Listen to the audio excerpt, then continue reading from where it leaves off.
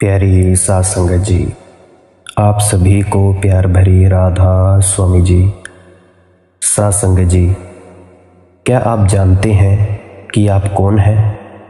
क्या आप खुद को जानते हैं? क्या आपको स्वयं की पहचान है कि आप कौन हैं? आपने सवाल जवाबों में, क्वेश्चन आंसर्स में मौजूदा सतगुरु को बहुत बार कहते हुए सुना होगा कि खुद को पहचानो, जागृत अवस्था में आओ और जानो कि हु एम आई, या मैं कौन हूँ। ये सवाल बहुत से लोगों के जहन में आता होगा तथा आज हम जानते हैं कि आप कौन हो। प्यारे साध संगत जी, आज के सत्संग को बिल्कुल ही शांत और एकांत स्थान पर सुनना। अगर नहीं सुनोगे, अगर कोई कार्य करोगे तो हो सकता है कोई ऐसा शब्द या वाक्य आपके दिमाग से निकल जाए जिससे आपको ये सत्संग समझ नहीं आएगा, और हो सकता है कि आपकी ज़िंदगी के जो दुख हैं वो ऐसे ही रहें। तो चलिए आज के सत्संग की शुरुआत करते हैं कि हम कौन हैं, हम खुद को जानते हैं या नहीं। एक छोटी सी कहानी से आज के सत्संग को शुरू करना चाहूँगा। मैंने सुना है एक व्यक्ति बहुत ही ज़्यादा विस्मरणशील था, याददाश्त उसकी बहुत कमज़ोर थी, छोटी छोटी बातें भी भूल जाता था वो। बड़ी कठिनाई थी उसके जीवन में, कुछ भी याद रखना उसे बहुत ही ज़्यादा कठिन था। रात वह सोने को जाता तो अपने कपड़े उतारने में भी उसे बहुत ज़्यादा मुश्किल होती, क्योंकि सुबह उसने टोपी कहाँ रखी थी, चश्मा कहाँ रखा था, कोट पैंट आदि कहाँ पहन रखा था या कहाँ रखा था, वह भी सुबह तक भूल जाता था। तो करीब करीब कपड़े पहनकर ही सोता था ताकि सुबह फिर से स्मृति को कष्ट देने की ज़रूरत ना पड़े।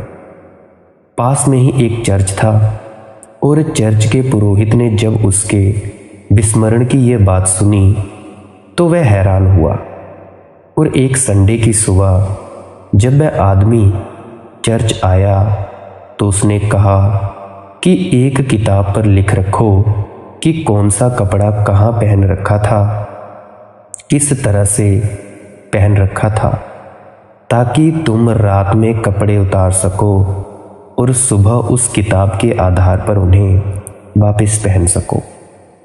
उस रात उसने कपड़े उतारे और किसी किताब पर सब लिख दिया। सुबह उठा और सब तो ठीक था, टोपी सिर पर पहननी है ये भी लिखा था, कोट कहाँ पहनना है ये भी लिखा था, कौन सी जुराब किस पैर में पहननी है ये भी लिखा था, कौन सा जूता किस पैर में डालना है ये भी लिखा था। लेकिन वो ये लिखना भूल गया कि खुद कहाँ है, और तब बहुत परेशान हुआ। आप लोगों ने एक मूवी देखी होगी बॉलीवुड की, गजनी। उसमें भी वो इंसान 2-2 मिनट के बाद भूल जाया करता था कि वो कहाँ है, वो कैसे है, उसने कहाँ जाना है, वो बिल्कुल भूल जाया करता था। तो ठीक ठीक उसी गजनी के किरदार आमिर खान जैसी उसकी हालत थी। सब चीज़ें तो ठीक थीं और सब चीज़ें कहाँ पहननी हैं ये भी उसे ज्ञात था, लेकिन मैं कहाँ हूँ ये वह रात लिखना भूल गया था। वह सुबह बहुत जल्दी मुँह अंधेरे ही पादरी के घर पहुँच गया। नंगा था बिल्कुल। पादरी भी देखकर घबराया और पहचान ना पाया। वैसे हमारी सारी पहचान तो वस्त्रों से है। नग्न व्यक्ति को देखकर शायद हम भी ना पहचान पाएं कि वह कौन है। आप सभी देखते हो, अगर आप किसी दिन बिना कपड़ों के खुद को शीशे में देखोगे तो खुद को पहचान ना पाओगे कि आप है कौन। किसी विवाह शादी में जाते हो या किसी और समारोह में जाते हो तो कौन से कपड़े किस व्यक्ति ने पहने हैं, इसी कपड़े की पहचान से आप किसी को वहाँ पे ढूंढ पाते हो। या आप सत्संगों में जाते होंगे या सेंटरों में या कहीं भी धर्म स्थलों में जाते होंगे, वहाँ पे आप कपड़ों से ही पहचान रखते हो। अगर किसी दिन हमारा सर धड़ से अलग कर दिया जाए तो पहचान पाना भी मुश्किल होगा कि वो शरीर किसका है।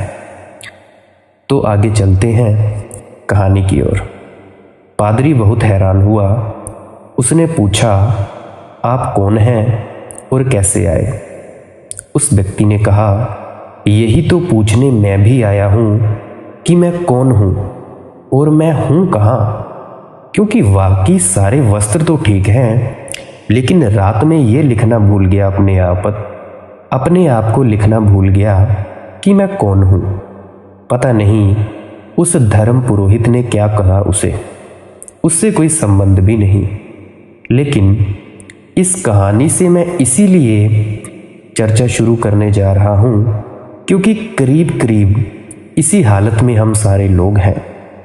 हमें बहुत सी बातें पता है, जीवन का सब कुछ पता है, सिर्फ एक तथ्य को छोड़कर कि हम कहाँ हैं और कौन हैं, मैं कौन हूँ, इसका हमें कोई भी स्मरण नहीं है।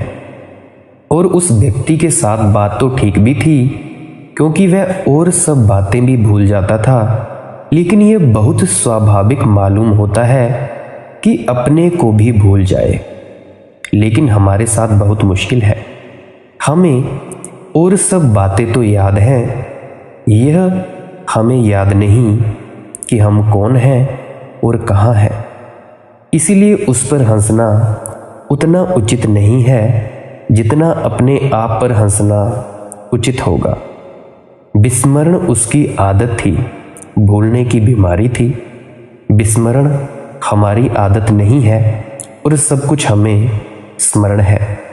सिर्फ एक बात हमें याद नहीं है, इसीलिए हम कपड़े भी ठीक से पहन लेते हैं, जूते भी, और घर भी ठीक से बसा लेते हैं, लेकिन जीवन हमारा ठीक नहीं हो पाता है। जीवन हमारा ठीक होगा भी नहीं। जो केंद्रीय है जीवन में, उसकी हमें कोई स्मृति नहीं। और मैंने कहा कि नग्न जब वह धर्म पुरोहित के द्वार पर खड़ा हो गया तो धर्म पुरोहित भी पहचान नहीं पाया कि वह कौन है, क्योंकि हम सभी एक दूसरों के वस्त्रों से ही पहचानते हैं हर किसी को। यहाँ आप सभी इतने लोग होंगे जो सत्संग सुन रहे होंगे। अगर आप सभी किसी भी सम्मेलन में बिना कपड़ों के आ जाएं, तो कोई किसी को पहचान भी नहीं सकेगा कि कौन कौन है। लेकिन यह तो ठीक भी है कि हम दूसरों को वस्त्रों से पहचानें, पर बड़े मज़े और आश्चर्य की बात तो यह है कि हम अपने को भी अपने वस्त्रों से ही पहचानते हैं। अपनी आत्मा का तो हमें कोई स्मरण नहीं, अपने स्वरूप का तो हमें कोई बोध नहीं, तो अपने वस्त्रों, और बहुत प्रकार के वस्त्र हैं हमारे पास। वस्त्र हम जो पहने हुए हैं वे धन के, पदवियों के, पदों के, सामाजिक प्रतिष्ठा के, अहंकार के, जातियों पातियों के, उपाधियों के, वे सारे वस्त्र हैं और उनसे ही हम अपने को ही पहचानते हैं। वस्त्रों से जो अपने को पहचानता है उसका जीवन यदि अंधकार पूर्ण हो जाए, यदि उसका जीवन दुख से भर जाए, पीड़ा से भर जाए, तो आश्चर्य नहीं है, क्योंकि वस्त्र हमारे प्राण नहीं है और वस्त्र हमारी आत्मा भी नहीं है। लेकिन हम अपने को अपने वस्त्रों से ही जानते हैं, कपड़ों से ही जानते हैं, उससे गहरी हमारी कोई पहुंच नहीं है। मैं आपको जो इन वस्त्रों के बाहर जो हमारा होना है उस तरफ, उस दिशा में कुछ बातें आपसे कहूँगा और यह याद दिलाना चाहूँगा कि जो वस्त्रों में खोया है आपने, वह अपने जीवन को गंवा रहा है, और जो केवल वस्त्रों में अपने को पहचान रहा है वो अपने को पहचान ही नहीं रहा है, वह अपने को पा भी नहीं सकेगा। और जो व्यक्ति अपने को ही ना पा सके उसके और कुछ भी पा लेने का कोई भी मूल्य नहीं है। अपने को खोकर अगर सारी दुनिया भी पाई जा सके तो उसका कोई मूल्य नहीं है। एक और छोटी कहानी मुझे याद आई कि मैं कहूँ, और फिर आज की जो सुबह है, इस आत्म विस्मरण के संबंधों में जो मुझे कुछ कहना है मैं आपको कहूँगा। 3 मित्र यात्रा पर निकले। पहली ही रात एक जंगल में उन्हें विश्राम करना पड़ा। खतरनाक स्थान था, जंगली जानवरों का डर था, डाकू और लुटेरों का भी डर था। अंधेरी रात थी तो उन तीनों ने तय किया कि एक एक व्यक्ति जागता रहे, 2 सोएं और एक जागा हुआ पहरा दे। एक तो उनके गांव का पंडित था, एक उनमें गांव का लड़ाका बहादुर क्षत्रिय था, एक गांव का नाई था। नाई को ही सबसे पहले पासा फेंका गया और उसका ही सबसे पहले नाम पड़ा। तो हुआ क्या कि नाई रात पहरा देने के लिए पहले पहर बैठा। नींद उसे जल्दी आने लगी। दिन भर की थकान थी तो किसी भांति अपने को जगाए रखने के लिए उसने बगल में सोए हुए क्षत्रिय मित्र की हजामत बनानी शुरू कर दी। जागे रखने के लिए अपने को उसने अपने मित्र के सारे बाल काट डाले। उसका समय पूरा हुआ। तीसरा जो मित्र था वह था रात्रि के अंतिम पहर में उस पंडित को पहरा देने को था। उसके तो बाल नहीं थे, उसका तो सिर पहले से ही साफ था, उसने सारे बाल गिर गए थे। दूसरे मित्र का जैसे ही मौका आया, उस नाई ने उसे उठाया और कहा कि मित्र उठो, तुम्हारा समय आ गया, तो अब मैं सोऊं। उस क्षत्रिय ने अपने सिर पर हाथ फेरा और देखा बाल बिल्कुल भी नहीं है, तो उसने कहा कि मालूम होता है कि तुमने मेरी जगह भूल से पंडित जी को उठा दिया है। उसने अपने सिर पर हाथ फेरा और कहा मालूम होता है कि भूल से मेरी जगह पंडित जी को उठा दिया है, और वह वापिस सो गया। हम अपने को इसी भांति पहचानते हैं। हमारी पहचान हमारे वस्त्रों तक है। अगर बहुत गहरी जाती है तो अपने शरीर तक जाती है, पर वह भी वस्त्र से ज़्यादा गहरा नहीं है। और भी गहरी जाती है तो मन तक जाती है हमारी सोच। मन भी वस्त्रों से ज़्यादा गहरा नहीं है, लेकिन उससे गहरी हमारी कोई पहचान नहीं जाती। जीवन में सारा दुख और सारा अंधकार इस आत्म अज्ञान से पैदा होता है। केंद्र पर, अपने स्वयं के केंद्र पर अहंकार होता है और हम सारे रास्तों पर दिए जलाने की कोशिश करते हैं। वे सब दिए काम नहीं पड़ते, क्योंकि मेरे भीतर अंधकार होता है तो मैं जहाँ भी जाता हूँ अपने साथ अंधकार ही ले जाता हूँ। उन रास्तों पर भी जहाँ की मैंने प्रकाश के दिए जलाए हैं, मेरे पहुँचने से अंधकार हो जाता है, क्योंकि मैं अंधकार हूँ। जब तक मैं स्वयं को नहीं जानता तब तक मैं अंधकार हूँ। मैं अपने अंधकार को लिए फिरता हूँ जीवन में, और सारे लोग अपने अपने अंधकार को लिए फिरते हैं। हम सब जहाँ इकट्ठे हो जाते हैं वहाँ अंधकार बहुत घना हो जाता है।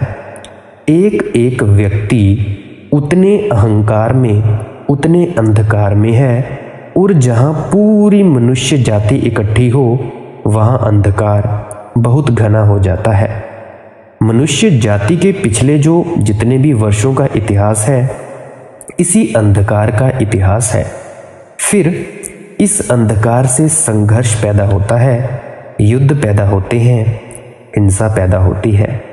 इस अंधकार से ईर्ष्या पैदा होती है, घृणा पैदा होती है, क्रोध पैदा होता है। इस अंधकार से विध्वंस पैदा होता है। हम खुद दुखी होते हैं, औरों को दुखी करते हैं।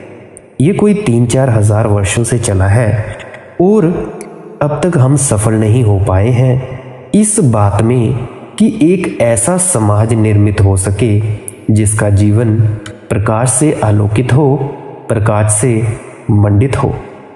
क्या आपको पता है कि पिछले हजारों सालों में कोई 600 युद्ध हुए? केवल 3000 वर्षों में 14,600 युद्ध, कोई 15,000 युद्ध, प्रति वर्ष 5 युद्ध। हम शायद लड़ते ही रहे हैं, हमने कुछ और किया नहीं है। आज भी तो हम लड़ ही रहे हैं, कोई यूक्रेन, कोई रशिया, कोई इंडिया, कोई पाकिस्तान। और ये तो बड़े बड़े युद्धों की बात है। रोज हम जो छोटी छोटी लड़ाइयाँ लड़ रहे हैं उनकी तो कोई गिनती नहीं है। जो हम रोज छोटी छोटी हिंसा कर रहे हैं उसका तो कोई आकलन नहीं, कोई गणना नहीं। अगर 3000 वर्षों में 15,000 युद्ध हमें लड़ने पड़े हों तो क्या इससे ये सूचना नहीं मिलती हमें कि मनुष्य जाति का मस्तिष्क, दिमाग किसी बहुत गहरे रोग से पीड़ित है? कोई इन 3000 वर्षों में मुश्किल से थोड़े से वर्ष हैं जब युद्ध ना हुआ हो, और उन वर्षों को भी हम शांति का समय नहीं कह सकते, क्योंकि उन क्षणों में हमने नए युद्धों की तैयारी की है। या तो हम लड़ते रहे हैं या हम लड़ने की तैयारियां करते रहे हैं। मनुष्य के पूरे इतिहास को 2 खंडों में बांटा जा सकता है, युद्ध के खंड और युद्ध की तैयारियों के खंड। शांति हमने अब तक जानी नहीं है, और व्यक्तिगत जीवन में भी हम देखें तो शांति का कहीं भी कोई निशान नहीं, कोई अता पता नहीं। कोई आनंद की किरण उपलब्ध नहीं होगी, कोई प्रेम की संगीत सुनाई नहीं पड़ेगा। हम सारे लोग यहाँ इकट्ठे हैं। कौन अपने भीतर प्रेम के संगीत को अनुभव करता है? जहाँ भी हम इकट्ठे होते हैं वहाँ घृणा ही घृणा होती है। कोई 2 व्यक्ति भी अगर कहीं पे खाना खाने भी बैठते हैं तो उनकी बातों से यही प्रतीत होता है कि ये कोई ऐसा षड्यंत्र कर रहे हैं कि किसी तीसरे या चौथे को एक दुख दे सके, कैसे वो उसको मार सके या दुख दे सके। कौन अनुभव करता है अपने भीतर सुगंध को, जीवन की? कौन अनुभव करता है जीवन की धन्यता को, कृतज्ञता को? एक अर्थहीनता, एक मीनिंगलेसनेस हमें पकड़े है, लेकिन किसी भांति हम जीत जाते हैं कल की आशा में। शायद कल सब ठीक हो जाएगा, लेकिन जिसका आज गलत है उसका कल कैसे ठीक होगा? क्योंकि कल तो आज से ही निकलेगा, आज से ही पैदा होगा। मान लें अगर आप इसी क्षण चाय बना रहे हैं, अगर आप पहले ही क्षण चाय गलत तरीके से बना रहे हैं, तो ये भी है कि 5 या 10 मिनट बाद जो भी बनेगा वो जहर के समान होगा। अगर आज दुख से भरा है हमारा जीवन तो स्मरण रखें, कल आनंद से भरा हुआ नहीं हो सकता, क्योंकि कल का जन्म तो आज से ही होगा। अगर आज आपने आम के बीज बोए, सरसों या कोई भी फसल बोई, तभी आप उसे 6 महीना, साल, 2 साल, 5-6 महीने के बाद काट सकते हैं। कल आने वाला जीवन आप पैदा करेंगे, उसे आप प्रति क्षण पैदा कर रहे हैं। तो यदि आज दुखी हैं तो जान लें कि कल भी आप दुखी रहेंगे। कल की आशा में, कल की सुख की आशा में आज के दुख को झेला तो जा सकता है, लेकिन कल के सुख को निर्मित नहीं किया जा सकता। कल के आनंद की कल्पना में आज की पीड़ा को सहा जा सकता है, लेकिन कल के आनंद को, खुशी को पैदा नहीं किया जा सकता। इसीलिए आनंद है केवल आशा और जीवन है दुख। ऐसा हमारे सबके अनुभव में है, सभी के एक्सपीरियंस में है। ये कोई सिद्धांत की बात नहीं कह रहा मैं, या कोई और मैं चीज़ बता रहा हूँ किताबों से। जो भी अपने जीवन को थोड़ा सा खोल कर देखेगा उसे क्या दिखेगा? उसे यह दिखाई पड़ेगा, ये सीधे तथ्य हैं। जीवन के संबंध में पहला तथ्य यही है कि जिस भांति हम उसे जी रहे हैं उस भांति कहीं खुशी का फूल उसमें नहीं लगता है और न लग सकता है। इसीलिए कल की आशा पर, कल ठीक हो जाएगा, कल आने वाले वर्ष या आने वाली जिंदगी में, परलोक में, पुनर्जन्म में सब ठीक हो जाएगा, तो सब कल की आशा में विस्तार है। कोई सोचता हो कि इस जन्म के बाद अगले जन्म में सब ठीक हो जाएगा, वह उसी तरह है, उसी तरह वह धोखे में है। जिस तरह की भ्रांति में जो सोचता है आज दुख है, कल शांति, कल सुख हो जाएगा। कोई सोचता हो कि मोक्ष सचखंड में सब ठीक हो जाएगा, तो वो धोखे में है, क्योंकि कल आपसे या मुझसे ही पैदा होगा। आने वाला जन्म भी, मोक्ष भी, सचखंड भी, जो भी होने वाला है वह मुझसे या आपके अपने अंदर से पैदा होगा। और अगर मेरा या आपका आज अंधकार पूर्ण है, तो कल मेरा या आपका प्रकाशित नहीं हो सकता जीवन। फिर क्या हम निराश हो जाएं और कल की आशा छोड़ दें? मैं आपसे कहता हूं कि निश्चित ही कल के प्रति कोई आशा रखने का कारण नहीं है, लेकिन इससे निराश होने का भी कोई कारण नहीं है। आज के प्रति आशा से भर जा सकता है। आप भर सकते हैं आज के प्रेजेंट के प्रति। आज को परिवर्तित किया जा सकता है। मैं जो हूं उस होने में क्रांति लाई जा सकती है। मैं कल क्या होऊंगा इसके द्वारा नहीं, बल्कि जो मैं अभी हूं उसके ज्ञान, उसके बोध, उसके प्रति जागरण से, जागृत अवस्था में आने से, उसे जान लेने से आत्मा स्मृति से क्रांति उत्पन्न हो सकती है। यदि मैं जान सकूं स्वयं को, खुद को जान सकूं, आप खुद को जान सकें, तो वह दिया उपलब्ध हो जाएगा जो मेरे या आपके जीवन के अंधकार को नष्ट कर देगा। और स्वयं को जाने बिना और ना कोई दिया है और ना कोई प्रकाश है, ना कोई आशा है। पहली बात, हम स्वयं को नहीं जानते हैं। ये जान लेना स्वयं को जानने के प्रति पहला चरण या पहली सीढ़ी है। कोई सोचता हो कि मैं स्वयं को जानता हूं, तो स्वयं को जानने के प्रति द्वार बंद हो जाते हैं। और धर्म की बहुत सी शिक्षकों ने, बहुत से शिक्षाओं ने, संस्कृति ने, इधर हजारों वर्षों से दोहराए गए सिद्धांतों ने, आत्मा और परमात्मा की बातों ने हम में से बहुतों को ये भ्रम पैदा कर दिया है कि हम अपने आप को जानते हैं। इस भ्रम ने हमारे आत्म अज्ञान को गहरा किया है। स्वयं को जानने के भ्रम से बड़ा, इन शब्दों और सिद्धांतों के आधार पर स्वयं को जानने से भ्रम से बड़ा आत्मज्ञान में और कोई दूसरा अटकाव, कोई दूसरी दीवार, कोई दूसरा अवरोध नहीं है। छोटे से बच्चे को भी जानते हैं कि हम आत्मा है, और बूढ़े भी दोहराते हैं कि हम आत्मा है। ये सत्य है। ये सत्ता का अनुभव हो तो जीवन बिल्कुल दूसरा हो जाएगा। ये सिद्धांत है।